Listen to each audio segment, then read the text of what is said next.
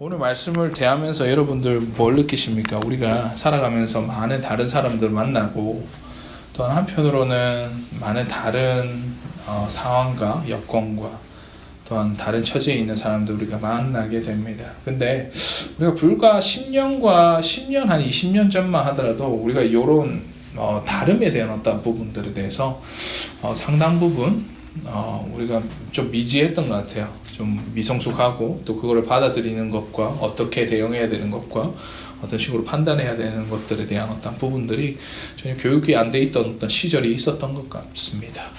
그래서 때로는 우리가 다름이라는 그 명제 아래 또 사람들은 그 다름이 나에게 불편함을 주고 또 한편으로는 나와 맞지 않는다는 그런 이유만으로 상대방을 비난하기도 하고 또한 그 사람에 대해서 판단하기도 하고 이런 모습들이 사실 사회 전반적으로 우리가 겪고 있는 어떤 부분인 것 같습니다. 교회 안에도 마찬가지입니다. 교회라고 해서 이것들에 대해서 완전히 벗어났다고 얘기는 할 수는 없겠죠. 그런 어떤 부분에 있어서 많은 사람들은 어떻습니까? 교회 안에 다른 신앙생활 가운데 다른 어떻게 보면 성도들과의 관계 가운데 여러 가지 어려움들을 우리가 겪고 있는 것을 우리가 발견하지 않습니까? 오늘 본문의 말씀 야고보서 4장 11절부터 12절 말씀은 우리가 잘 알다시피 초대교회에 어마어마한 어려움들이 겪고 있는 특히나 관계적인 어떤 부분에 있어서 문제가 있었던 그 초대교회 환경에 대한 부분에 있어서 야고보 사도가 편지의 글을 써서 그들에게 전하고 있는 장면을 우리가 보고 있습니다. 특히나 이 초대교회에서의 정말 하나님의 기적적인 역사와 여러 가지 이적과 필력들이 나타남에도 불구하고 그 가운데서도 많은 여러 가지 다름에서 오는 불편함과 어려움들이 그 초대교회 가운데 문제로서 자리 잡게 되게 됩니다. 그 당시에는 노예도 있었고 주인도 있었고 자유인도 있었고 사회적으로 높은 사람도 있었으며 부자도 있었고 가난한 자도 있었고 그 가운데 유대인도 있었고 이방인도 있던 그런 어떻게 보면 너무나 다양한 사람들이 모여 있던 곳이 바로 초대교회 모습이었던 것입니다. 이에 그 다름에 여러 가지 다양한 사람들이 모이다 보니까 여러 문제들이 생기는 가운데에 서로가 서로를 비방하기 시작하고 서로가 서로를 판단하기 시작하는 그 모습을 보고 야고보 사도는 오늘 본문의 말씀을 그들에게 전하고 있는 것입니다. 그래서 야고보 사도가 이런 현실 가운데에 우리 교회를 향해서 또한 이 말씀을 통해서 우리에게 주는 말씀이 무엇이며 그 가운데 우리가 지켜 행해야 되는 것들이 무엇인지를 오늘 본문 말씀을 통해서 좀 살펴보고자 합니다. 야고보서 4장 11절 말씀을 이렇게 명령하며 시작합니다. 형제들아 서로 비방하지 말라 라고 말합니다. 형제들아 서로 비방하지 말라. 사도 야고보는 첫 마디에서 그가 하고 싶은 말을 이미 벌써 다 했습니다. 너희 비방하는데 서로에게 미워하고 서로가 다툼이 있는 가운데에 서로 비방하지 말라 라고 말하고 있다는 것이죠. 근데 우리가 여기서 좀 더 살펴봐야 될 것이 그 다음에 그 이유들을 설명하는 것에 있어서 조금 더 살펴보고자 합니다. 약간은 우리가 이해할 수 있는 부분도 있고 없는 부분도 있는 것 같아요. 그래서 11절 말씀을 한번 다시 볼 텐데 이렇게 말씀합니다. 형제들아 서로 비방하지 말라. 형제를 비방하는 자는 형제를 판단하는 자는 곧 율법을 비방하고 율법을 판단하는 것이라. 내가 만일 율법을 판단하고 율법의 준행자가 아니요 재판관이로다 라고 말합니다. 여기서 뭐라고 말합니까? 형제를 비방하는 자나 형제를 판단하는 자는 곧 율법을 비방한다 라고 말씀하고 있는 것 같아요. 자, 여기서 어떻게 형제를 비방하고 형제를 판단하는 자가 율법을 비방하고 율법을 판단하는 것이냐 라고 말할 수 있지만 당시에 초대교회에 있었던 사항들을 본다면 유대인들의 어떤 관습에 있어서 그들이 어떤 문제의 해결 방법 자체가 조금은 다르다는 것을 우리가 발견할 수 있습니다. 어떻냐면 우리가 보통 싸움이 나지 않습니까? 그러면 어떻게 해요? 그 놔둬. 쟤네들 문제야. 쟤네들 알아서 해결하게 해. 보통 문제가 생기면 그들이 스스로가 해결하게끔 먼저 시간을 내주고 우리도 마찬가지였습니까? 어떤 사람과 문제가 있었다. 그러면 그 관계 가운데 니하고 내하고의 문제니까 이런 부분은 우리 서로 해결을 해보자 라고 하다가 문제가 생기고 문제가 더 커지면 어디로 갖고 가는 거예요? 재판관에게 아니면 뭡니까? 재판을 받으려고 아니면 여러 가지 그런 곳으로 가지 않습니까? 판단을 받기 위해서. 근데 유대인의 시스템에는 완전 딴판입니다.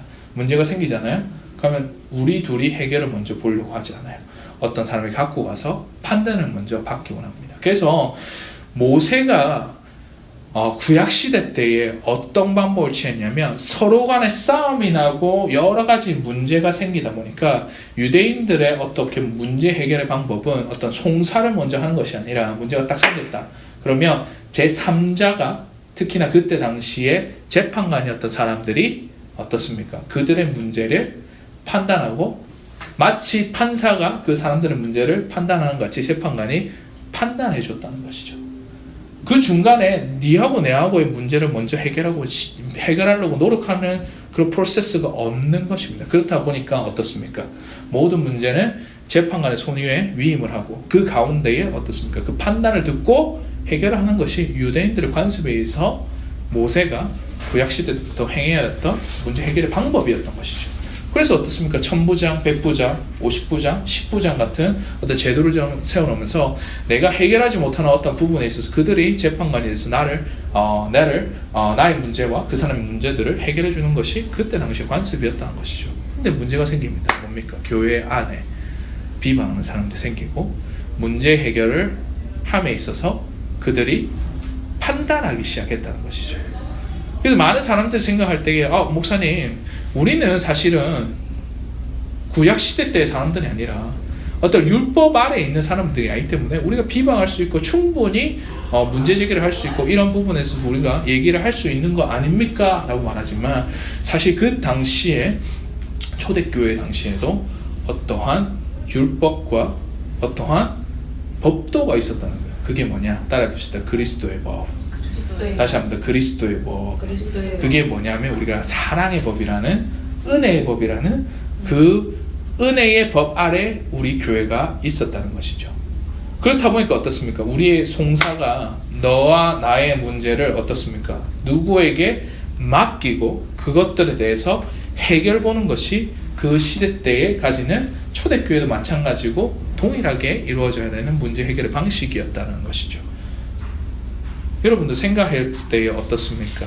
우리가 문제가 딱 터졌다. 그러면 우리가 스스로가 해결하는 그 가운데에 여러 가지 비방과 판단과 비난과 너무나 싫어하는 마음들이 쏟아내는 어떤 부분들이 생겨날 때에 그 가운데에 형제자매들 상처를 받고 또 많은 이들이 그거에 대해서 많은 실족하게 되는 어떤 경험들을 우리 교회 안에서도 마찬가지로 우리가 경험하지 않습니까? 근데 사도 야고보는 그 부분에서 너희가 이런 시스템을 갖고 이런 관습을 갖고 너희가 살아왔지 교회 안에서도 마찬가지야. 근데 우리가 이분을 먼저 생각하면 그것이 너희가 행했던 관습대로 행하는 것이 맞다라고 얘기하는 것입니다. 그래서 12절 말씀에 이렇다라고 말씀합니다. 12절 말씀 한번 같이 읽어볼까요? 시작. 율법자나 재판관은 오직 한 분이시니 누구를 구원하기도 하시며 멸하기도 하시느니라. 너는 누구기에 이웃을 판단하느냐. 아멘. 자, 여기서 입법자와 재판관은 오직 한 분이시다. 여기서 질문이 하나 있어요. 여기서 그 누구도 이 한 분에 대한 어떻게 보면 정의를 내릴 때에 이 사람 누구다라고 말씀하고 있지 않습니다. 근데 우리는 여기서 추측할 수가 있죠. 교회 안에서 우리의 입법자라는 것은 입법을 해주는, 법을 만드는 사람이죠. 법을 주는 사람이죠. 재판관은 뭡니까? 내가 판단하는 사람이죠. 그분이 오직 한 사람이래요. 니와 내가 아니라 어떠한 교회 안에서 어떤 사람들이 아니라 한 분이라는 거예요. 그게 누구예요? 바로 예수 그리스도라고 말합니다. 그 예수 그리스도가 어떠한 사람이냐? 너희를 구원하시기도 하고 멸하시기도 하는 자이신데 그분을 우리가 생각해야 되며 그분이 우리의 입법자와 재판관의 우리의 하나님 되심을 우리가 기억해야 한다는 것입니다.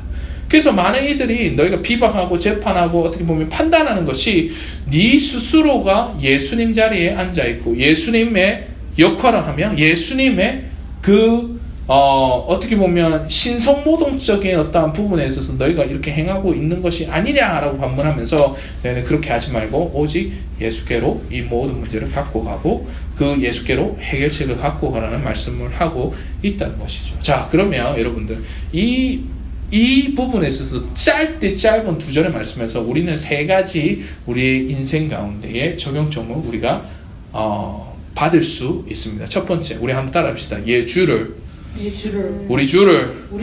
생각하라. 자, 오늘 본문의 말씀에서 오직 한 분, 그분이 누구시냐면 입법자이시고 재판관이신 그리고 하나님이신 우리 예수 그리스도를 기억하고 그분을 생각해야 된다는 것이죠. 그분만이 우리를 재판하고 우리를 판단하시며 우리 가운데에 옳고 그름을 판단하시는 분이심을 우리가 기억해야 된다는 것입니다. 그렇다면 우리가 성도로서, 우리가 교회 안의 구성원으로서 어떻게 해야 됩니까? 딴 사람의 어떠한 문제가 있을 때에 그것들을 나의 판단의 기준에 있어서 그들을 정죄하는 것이 아니라 예수 그리스도의 기준과 예수 그리스도의 눈과 예수 그리스도의 관점으로 그들을 바라봐야 된다는 것이죠. 그래서 2번째 우리가 받을 수 있는 적용점이 바로 이겁니다. 나의 기준이 아니라, 우리 한번 따라합시다. 나의 기준이 아니라 그분의 기준으로. 나의 기준이 아닙니다. 나의 어떠한 편의, 나의 어떠한 감정, 나의 어떠한 생각, 내가 갖고 있는 어떠한 고정관념과 내가 생각하는 이것이 옳다라는 어떤 판단되는 그 어떤 기준들이 아니라 바로 예수 그리스도께서 우리에게 명령하시고 우리에게 말씀하시는 그 기준점으로 상대방을 바라봐야 된다는 것이죠. 그렇다면 그 관점으로 우리가 바라볼 때에 3번째 우리에게 말씀하시고자 하는 적용점은 우리 한번 따라합시다. 서로 사랑하라. 우리가 어느 법에 매여 있고 어느 법 아래 있다라고 말씀합니까? 사랑의 법인, 주의 법인 예수 그리스도의 사랑의 법 가운데에 우리가 살아가고 있기 때문에 그들의 어떠한 다름과 어떠한 처지와 나에게는 어떻게 보면 조금 해가 되고 또 나에게는 너무나 불편한 상황들이 있다 할지라도 그 부분은 어떻습니까? 받들고 받아들이고 그들을 서로 사랑하는 것이 당연한 이치이다 라고 말합니다. 주를 사랑하고 나의 기준이 아니라 그 예수 그리스도의 기준으로 서로 사랑하고 그들을 포용하는 것들이 그리스도인들의 모습이자 당연히 우리가 교회를 세워가는 가운데에 실천해야 되는 어떤 부분이라는 것입니다. 오래전에 제가 어렸을 때에 저희 아버지 교회가 교회 건축을 하는 가운데에 여러 건축을 하면서 불협화음이 있고 너무나 어려운 상황들을 겪게 됩니다. 사람들이 싸우기도 하고요. 안 좋은 말을 하게 되고요. 어떤 사람들은 정말 미워하고 여러 가지 안 좋은 모습들이 교회 안에서 팽배해 있었습니다. 그런 가운데 매주마다 공동회의를 하고 교회마다 모여서 어떻게 해결할까 이거 부분들을 잘 매듭짓기 원하는 어떤 부분에 있어서 매주마다 모여서 우리가 얘기를 하고 또 오해를 풀고 하는 과정 가운데에 그래도 어떤 해결점이 보이지 않는 어떤 현상들을 보면서 그때 아버지가 갑자기 도중에 기도하시는 걸 제가 아직 본 적이 있습니다. 사람들이 막 싸웁니다. 사람들이 고성에 오갑니다. 여러 가지 안 좋은 말들이 섞이고 네 편 내 편 하면서 막 이런 가운데에 아버지가 그때 기도를 하시는 거예요. 주님, 우리를 용서하여 주시옵소서. 우리의 교회의 주인이 누구시며 우리의 몸된 교회의 머리 대신 주님을 우리가 잊고 살았습니다. 우리를 불쌍히 여기시고 우리 주의 법도와 주의 사랑의 법도로 우리가 실천할 수 있도록 주님 우리를 불쌍히 여겨주시옵소서 라고 기도했습니다. 크게 기도하는 것도 아닌데 사람들이 한두 명씩 눈물을 흘리며 회개하기 시작하더라는 겁니다. 사람들이 그 시점부터 바뀌기 시작하고 어떻게 됐을까요? 무사하게 교회 건축을 마무리할 수 있었다라는 그런 간증의 내용들이 저에게도 정해졌고 저도 그거를 보게 되었다는 것을 우리가 발견할 수 있습니다. 그 아버지의 기도에는 뭐 특별한 것은 없습니다.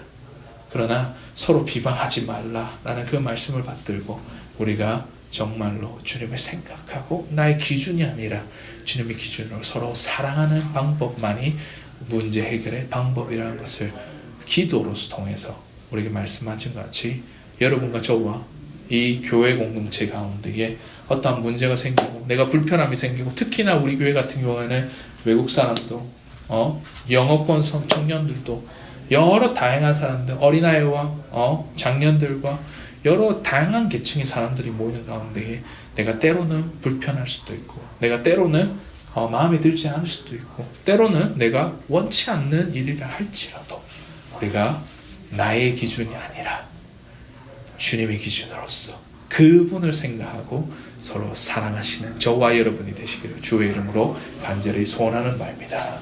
우리 서로 사랑하자. 우리 한번 따라합시다. 서로 사랑하자. 서로 사랑하자. 주님을 기억하자. 주님을 기억하자. 우리가 나의 기준이 아니라 그분의 기준으로서 주님을 생각하고 서로 사랑하시는 저와 여러분이 되시기를 주의 이름으로 축원하는 바입니다. 우리 한번 기도합시다. 하나님 감사합니다. 이 가운데에 주여 우리를 불쌍히 여기시고 피차 우리가 너무나 미성숙하고 다름을 인정하지 못하며 나의 생각, 나의 기준, 내가 편한 것들을 쫓아 신앙생활하는 가운데에 때로는 우리가 주의 사랑의 법도를 지키지 못하고 주의 사랑을 실천하지 못하는 우리의 모습들을 주님 불쌍히 여겨 주시옵소서. 그 가운데 우리가 주님을 생각하고 서로 사랑할 수 있는 자들 될 수 있도록 주님 한 분 도와주시고 우리 교회를 항상 붙드시고 주님 우리를 인도하여 주시옵소서. 이 가운데 머리 숙인 모든 자들을 주님 축복해 주시고 그 가운데에 여러 가지 상황과 어려움과 말 못할 어떠한 부분들이 있다면 주님께서 위로하여 주시고 그 가운데 주의 법도로서 우리를 치리하시며 또 주의 사랑으로서 우리를 감싸시며 주의 인도하심이 우리의 인생을 항상 이끄시고 함께하여 주시옵소서. 지금 우리 주 예수 그리스도의 은혜와 하나님의 사랑과 성령님의 교통하심이 이 자리 머리 숙여 주의 오직 한 분이신 주님을 생각하고 나의 기준이 아니라 주님의 기준으로서 서로 사랑하며 그것을 보듬고 또한 그것들을 아버지 우리가 받아들이는 그렇게 살기 원하는 이 자리 머리 숙인 주의 백성들 위에 주의 교회 위에 주의 공동체 위에 지금으로부터 영원토록 항상 함께 있을지어다. 아멘.